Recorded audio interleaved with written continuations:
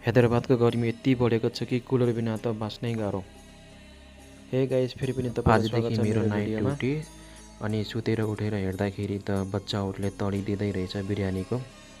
मेरो बुढीले चाहिँ बिरयानी बनाइरहेछ र यो बिरयानी बनाएको भिडियो चाहिँ म एक दिन तपाईँहरूलाई म देखाउने छु, किनकि आज सुतेको कारणले म यो भिडियो बनाउन सकेन बनाएको। बच्चाहरूलाई खाएको देखेर मलाई पनि खान लाग्यो। मलाई पनि बेसरी मनपर्छ बिरयानी। अब म रेडी भएर अनि म पनि खान बस्छु।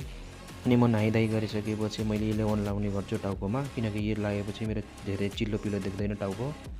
अनि म खाना खानको निम्ति हात धुँदैछु र म तपाईँलाई टेस्ट बताउने छु मेरो बुढीले बनाएको बिरयानीको टेस्ट। ल गाइस, म चाहिँ बिरयानी लिएर बसेँ खानको निम्ति। ल तपाईँले देख्न सक्नुहुन्छ मेरो बिरयानी, मेरो बुढीले बनाएको बिरयानी चाहिँ यो राइता भन्छ यसलाई। अनि बिरयानी खाइसकेपछि मेरो छोराले चाहिँ सपदेखि चाहिँ क्याम्पा लिएर आएको रहेछ। यसलाई 10 रुपियाँ पर्छ र चाहिँ म खाँदैछु। अनि खाना खाइसकेपछि फेरिकन म कुलरमा बसेँ र हैदराबादमा लास्टै गर्मी भएको छ। तपाईँहरू पनि कति गर्मी भएको छ कमेन्टमा लेखिदिनु होला। यहाँ त हैदराबादमा धेरै गर्मी छ, बिना कुलरको त बस्नै गाह्रो भइसकेको छ।